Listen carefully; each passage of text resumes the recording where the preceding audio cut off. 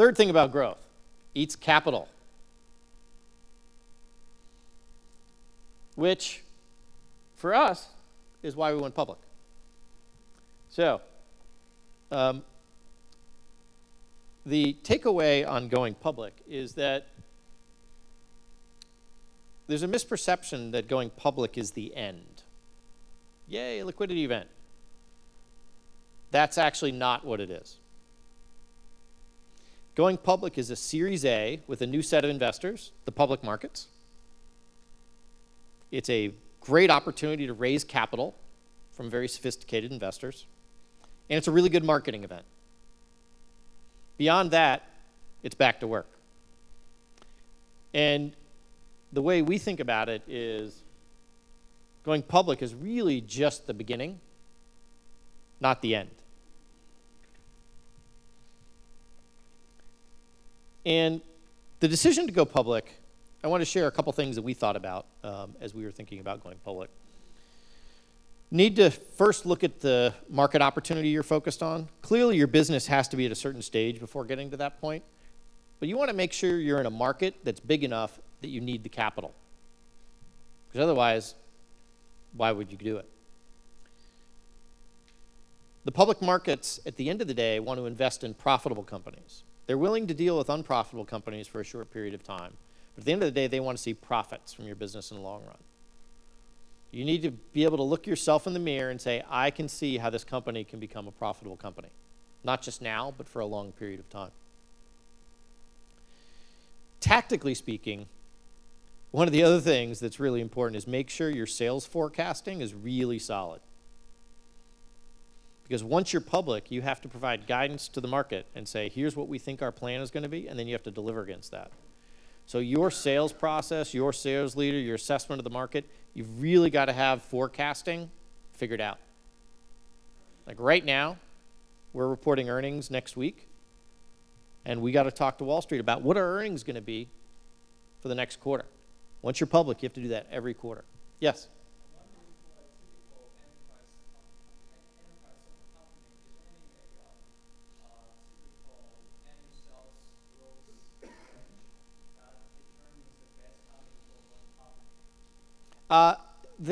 So the question was, is there sort of a specific number for an enterprise company sort of beyond which you should start thinking about going public?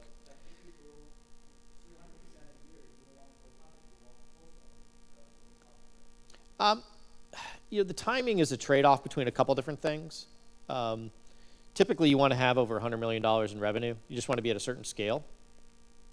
You want to be growing at a certain rate. You want to have visibility to a path to profitability within a reasonable window. And you need to actually have a good use for the capital. Right? Because public market investors, if they give you capital, they want you to do something with it to generate returns. So you need to be able to make sure you've got a plan to be able to do that. But typically, it's about $100 million at the top line.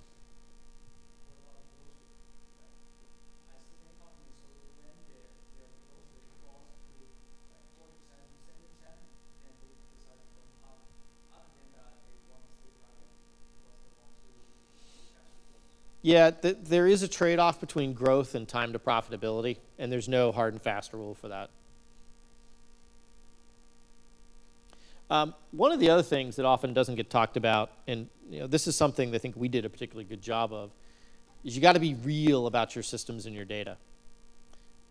Before going public, you're going to have like audits back several years. You got to make sure your financial systems are in place. You got to make sure your forecasting systems are in place. You've got data to be able to back up your customer trends and every customer and contracts. Like, this is a big deal to go public. You need to make sure you have your act together on it. And one of the things that we did in the early days that turned out to be really helpful is even when we were a 50 or 100 person company, we had a real CFO that actually ran real books for MobileIron. So bookings, revenue, expenses, we actually had real financial data going all the way back to the beginning. And it was kind of a pain in the early days because at the end of the day, you could just sort of run the business on cash in, cash out. But putting those systems and disciplines in place when you first start booking revenue and sales so that you have the discipline and the systems as you grow makes it a lot easier to try and do it at the end. I will tell you there is one company I know of that went public last year that apparently they were doing over $100 million a year, and they were still running the company on QuickBooks.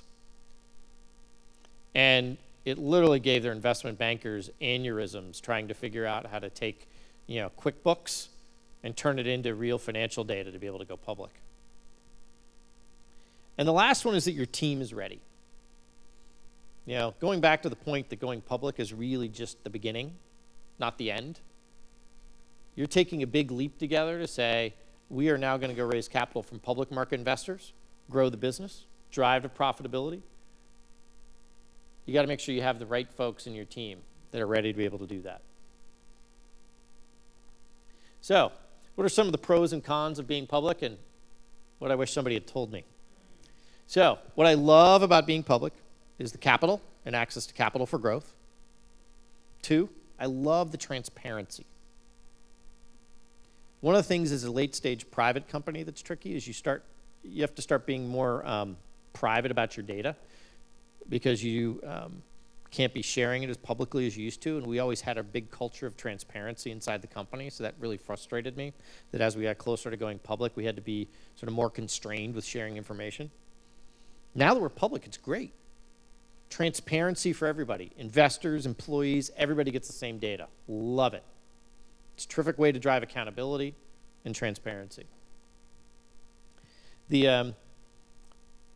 What I wish somebody had told me is the emotional impact to the team of having a stock price that gets marked to market every minute of every day.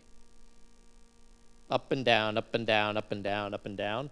And in many cases, it has absolutely nothing to do with anything you did that day. And actually, most of the time, it has nothing to do with anything you did that day. Yet, people come in and look at their spreadsheet and run it and say, yay, I'm up. Oh, I'm down. And so one of the things I wish somebody had told me was that we should have had a more robust conversation as a team about what it feels like to be like that. Because at the end of the day, it's about shareholder value over 12, 24, 36-month period. That's what matters. Your stock price day to day doesn't really matter, but it's hard emotionally to not feel it.